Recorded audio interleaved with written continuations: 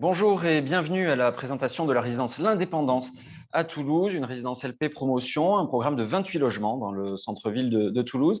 Si ce support vous a été utile, qu'il vous a plu, n'hésitez pas à vous abonner sur ma chaîne YouTube et à la liker. On a besoin de la faire partager. Alors, la résidence L'Indépendance, qu'est-ce qu'on va aller regarder? On va aller justifier que cette résidence a un attrait pour la personne qui souhaite accéder à la propriété ou qui souhaite y habiter en résidence principale. Et pour la partie investisseur, on va aller démontrer que cette résidence se louera, qu'elle se valorisera, donc elle aura un réel intérêt patrimonial. Pour ce faire, on reprendra les éléments du promoteur. On souhaite savoir qui est l'opérateur que vous achetez, c'est important, de comprendre quel est l'intérêt d'acheter dans l'agglomération toulousaine et puis à Toulouse. Et enfin, comment vit-on à Toulouse? Quels sont les modus vivendi? On n'achète pas quand on est investisseur pour soi, mais pour le locataire qui va habiter dedans. Donc, il faut comprendre quels en sont ses attraits. Et enfin, nous parlerons des prestations de cette résidence. Si vous avez des questions à l'issue de ce support, n'hésitez pas à laisser des commentaires sur ma chaîne YouTube. On y répondra avec grand plaisir. Alors, LP Promotion, qui sommes-nous? Une entreprise locale, une entreprise régionale, une entreprise familiale. LP, c'est pour Lucien Ponceau. Il est architecte, lui, de formation. Il a commencé dans les années 80, même s'il n'est plus dans l'entreprise aujourd'hui. Mais il commence dans les années 80. Le premier établissement qu'il construit, c'est un établissement qu'on exploite toujours par ailleurs, la résidence Le Mermoz, qui est également dans le centre-ville de Toulouse.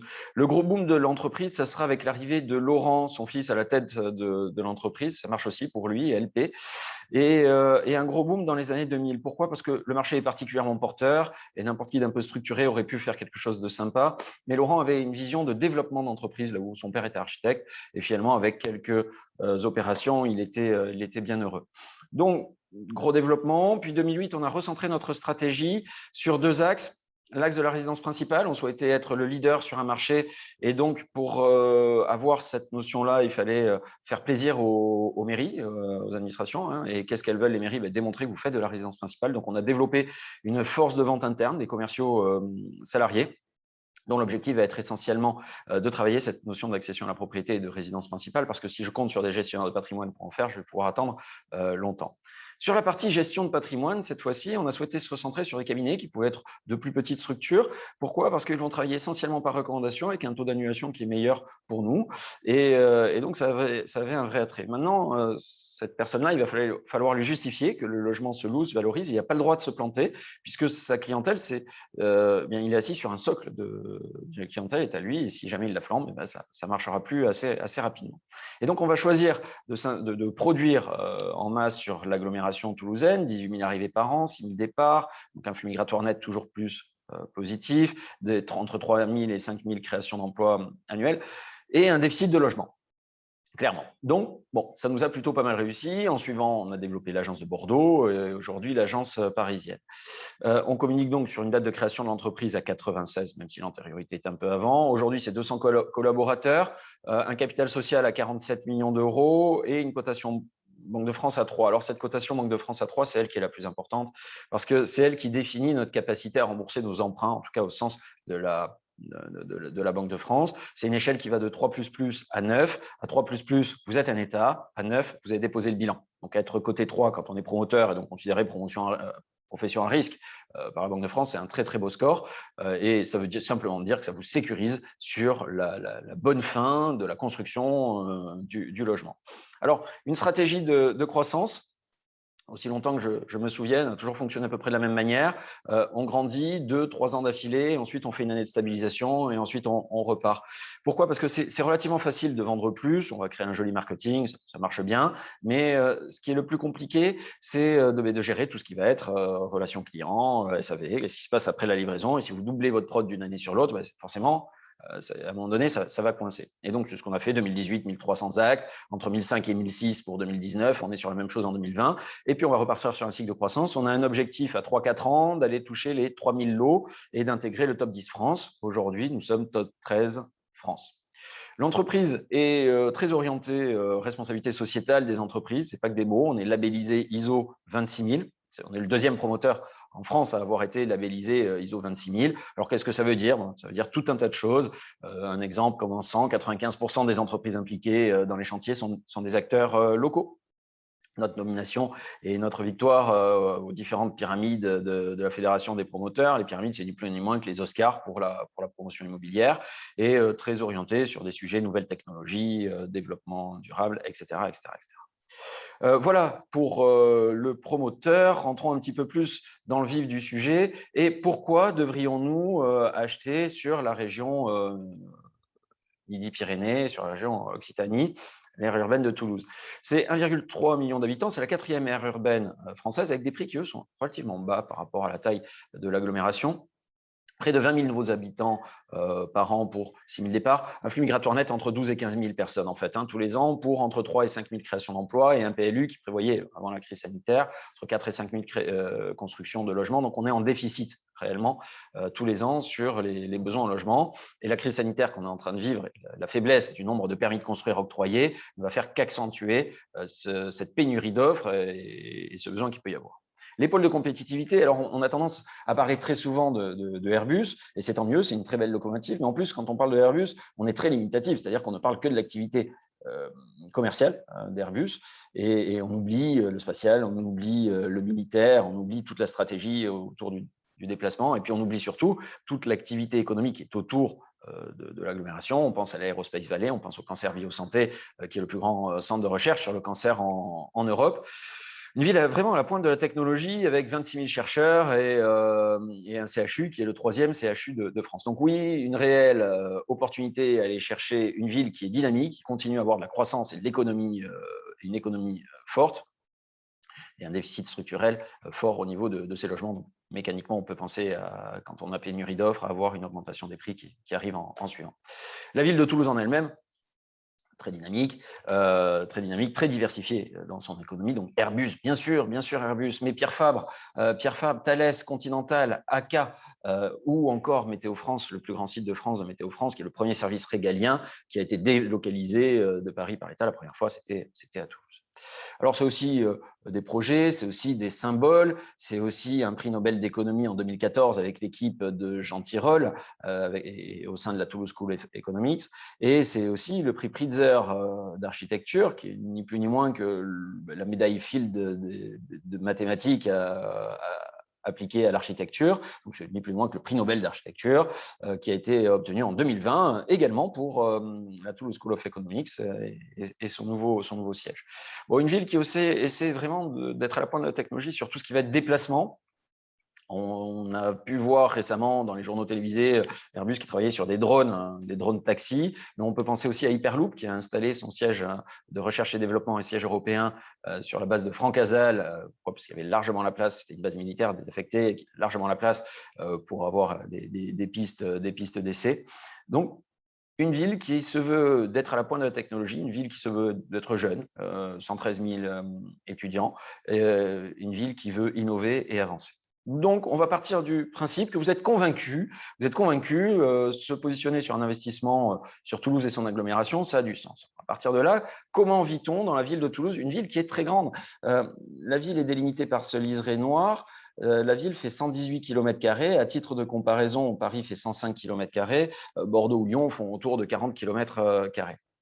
Certaines villes vont fonctionner avec des rives gauche, rives droite. On pense à Bordeaux, avec des quartiers nord, des quartiers sud. On pense à Marseille. À Toulouse, ça va être des cercles concentriques. Alors, le premier cercle, il est là. C'est l'hypercentre-ville historique. C'est là où c'est coté, c'est là où c'est cher. Ça vaut entre 5 et 8 000 euros le mètre carré aujourd'hui. Donc forcément, on n'a pas forcément tous les moyens d'y habiter. Et en plus de ça, il n'y a pas de neuf qui se construira là-dedans. Les premiers neufs arriveront dans cette première ceinture qui est ni plus ni moins que l'héritage des années 70, des immeubles qui sont assez hauts, pas spécialement jolis, mais voilà, populaires, on va dire. Et peu de transports en commun. 2 lignes de métro qui se battent en duel, un projet de troisième ligne, donc forcément des bouchons à venir. Et la stratégie de la ville, comme elle était en retard sur les transports en commun, était de dire on va créer des bulles d'emploi et on va les répartir tout autour de la ville. C'est vrai avec la partie nord, la partie nord-ouest, la partie sud-est avec le Cancéropole, la partie sud-est ici avec la Béginopole, ou encore la zone de Gramont qui est plutôt les zones financières. Ce qui va m'intéresser avec l'indépendance, c'est que je vais me situer ici en intra-rocade.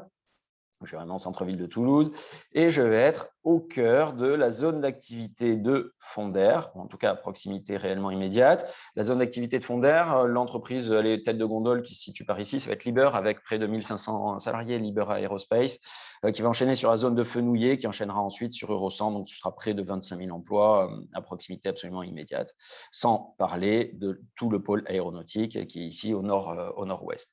Et on ne va pas bouder de notre plaisir, même si c'est moins une stratégie sur l'agglo toulousaine que ça pourrait l'être à Paris, mais on est en plein sur la ligne B du métro qui permet d'être en 5 stations à l'hypercentre-ville de Toulouse. Et donc, on comprend assez rapidement qu'on est dans une situation idéale pour que le logement se loue, mais pour la valorisation, on a quand même un énorme point de plus, c'est qu'on est situé sur le trajet de la 3e ligne de métro qui sera livrée en 2028. Donc, à l'issue, pour ceux qui investissent en loi Pinel, vous êtes certain d'avoir cette ligne de métro livrée au moment où vous vendez, si vous vendez à l'issue de vos 9 premières ou 12 premières années en fonction de l'option que vous choisiriez. Et donc, ça, clairement, ça va apporter une énorme valeur ajoutée. Si on prend une prise de vue un peu éloignée pour mieux se rendre compte, alors, on est dans un paysage qui est totalement urbain, bien entendu. On est surtout à 450 mètres du métro, dans une zone qui a créé 56% d'emplois en 10 ans, 9% d'augmentation de population et un revenu moyen à 2 600 € qui est donc supérieur à la moyenne de France. Or, quels sont les critères rationnels et objectifs qui font qu'un logement se loue ou qu'un logement se valorise? Proximité d'un bassin d'emploi, revenu moyen par ménage, taux de création d'entreprise. Donc, on va respecter ici l'ensemble des critères rationnels et objectifs qui font qu'un logement se loue et qu'un logement se valorise. Si on y regarde d'un petit peu plus près au niveau de la carte, en premier lieu, je suis dans une vraie vie de quartier avec l'accès à mon premier métro, ici à 450 mètres, qui en 5 arrêts me déposera hyper centre-ville de Toulouse. Et je suis à équidistance de la future ligne de métro de la ligne TAE qui me permettra de rejoindre assez rapidement l'Iras carrément devant le siège de Airbus. Ou, en tout cas par l'est, vers la baie Ginopole, mais on sera objectivement un petit peu plus loin. Pour la zone de chalandise immédiate, les écoles, évidemment, le médecin, évidemment, les commerces de proximité, évidemment, mais aussi à un arrêt de métro, le complexe sportif de la piscine, le théâtre des Mazades, le café-théâtre des Minimes, ou encore le jardin et un bowling. Donc, finalement, une vraie vie de quartier, un métro qui permet d'être au centre-ville et un bassin d'emploi avec la zone d'activité de Fonder qui est accessible immédiatement. Donc, je coche toutes les cases qui font que le logement doit se louer. Quelques prises de vue du quartier, la piscine Toulouse-Lautrec, le théâtre des Mazades ou encore l'école qui est à proximité immédiate. L'ensemble, même si on est dans un paysage urbain, clairement, eh bien, dans une prise de vue qui est plutôt pavillonnaire, avec un vrai jardin, un voisin qui a une petite maison, et dans un ensemble assez intimiste, puisqu'on est sur un programme qui ne fait que 28 logements, ce qui est assez rare à signaler en ces temps. Et la place au vivre ensemble, avec un petit square au milieu. Le plan de masse pour mieux se représenter la résidence, la rue qui est à l'ouest, un espace jardin pour faire un petit peu frontière, la résidence et les jardins de la résidence qui sont plein est. La prise de vue depuis la rue et l'appartement. Alors l'appartement, lui, il doit être vivable en l'état. Il doit être prêt à habiter, il doit être simple. Votre locataire arrive, il pose ses bagages et il habite. Enfin, en tout cas, il vient poser ses meubles, mais les éléments essentiels doivent être présents. Si je rentre un petit peu dans le détail, au niveau de la prestation, un appartement full équipé, au sol, un parquet, la cuisine est délimitée par du carrelage, évidemment, pour l'ensemble des projections et pour que ça vieillisse bien. Le parquet, c'est un parquet stratifié chanfreiné, c'est-à-dire que c'est des lames larges qui sont découpées tout autour et en relief sur le dessus pour que visuellement, ça puisse faire quand même très qualitatif. Les placards sont équipés. Dans la salle de bain, vous retrouverez des baignoires dans les T3, des douches dans les T2 avec de la faïence toute hauteur. Bon, la justification, c'est que quand on est en T3 ou T4, on a généralement des enfants, donc il vaut mieux une baignoire. Quand on est en T2, on est généralement en couple ou célibataire, et donc on a besoin plutôt d'une douche. Le meuble vasque de la salle de bain, plutôt orienté, évidemment, quelque chose de contemporain, visuellement agréable à l'œil. du carrelage 60 par 60 sur les balcons et sur les loggias, peinture lisse et volets roulants électriques dans l'ensemble des appartements. On met une spécificité. Pourquoi? Parce que dans ces appartements, il y a des prix maîtrisés, des appartements dédiés à l'accession à la propriété, moyennant certaines règles. Il ne faut pas avoir été propriétaire depuis plus de 2 ans, etc., etc. Donc, ces logements-là, on n'y mettra pas de la peinture lisse, on n'y mettra pas des volets roulants électriques, mais ils sont un petit peu moins chers aussi. Mais pour tous les autres, peinture lisse, volets roulants électriques. Prise de vue des parties communes avec de la moquette au sol dès qu'on est dans les étages. Ça, c'est pour l'aspect sonorité. Hein, c'est pour éviter d'avoir du bruit. Vous voyez le revêtement pour les murs. Là aussi, on a choisi quelque chose qui est contemporain. On est dans le centre de Toulouse. On doit être plutôt dans du contemporain que dans du classique. L'application LP Connect. Alors, quand vous achèterez un appartement LP Promotion, vous recevrez le jour de la réservation un code de connexion. L'application est téléchargeable sur l'Apple Store ou sur Android. Et ça va vous permettre d'avoir tout le suivi de votre opération, le suivi des appels de fonds, les photos du chantier quand on pourra les mettre. Donc, ça vous permet d'avoir un lien directement avec l'entreprise et avec l'ensemble de vos contacts. Ce que je disais en préambule, notre démarche RSE qui est bien précisée, l'ensemble des pyramides qu'on a pu gagner. La dernière, c'est la pyramide d'or, c'est-à-dire au niveau national, sur la stratégie BIM et data. On pourra y revenir sur une autre vidéo. Quelques exemples de résidences déjà livrées et à taille humaine. Alors, à quoi ça peut ressembler un programme de 28 lots? Ça peut ressembler au jardin de Jules, qui est à l'Ardenne, à Toulouse. Un autre exemple de résidence que j'aime bien, les Coteaux Tolosan à Castanet. C'est un programme d'envergure puisqu'il faisait quand même 114 lots, mais découpés de manière à avoir à pas avoir quelque chose d'uniforme. Il était vraiment découpé. On a l'impression, le sentiment d'avoir plusieurs résidences qui sont côte à côte. Le domaine du lac, également à Castanet-Tolosan, on a l'impression d'avoir des grosses villas et en fait, c'est que des petits collectifs. Donc, l'idée, c'est de traiter systématiquement le bâtiment pour qu'on ait le ressenti de quelque chose qui est à taille humaine et qui est agréable et doux à vivre. L'ensemble dans une architecture qui est plutôt orientée dans les goûts du jour. Voilà ce qu'on pouvait raconter aujourd'hui sur la résidence L'Indépendance. Si vous avez des questions, n'hésitez pas à laisser des commentaires sur ma chaîne YouTube, Jean-Sébastien Maury YouTube. N'hésitez pas à vous abonner, n'hésitez pas à la liker, ça me fera très très plaisir parce que ça voudrait dire que ces supports-là sont utiles. Et puis à la prochaine.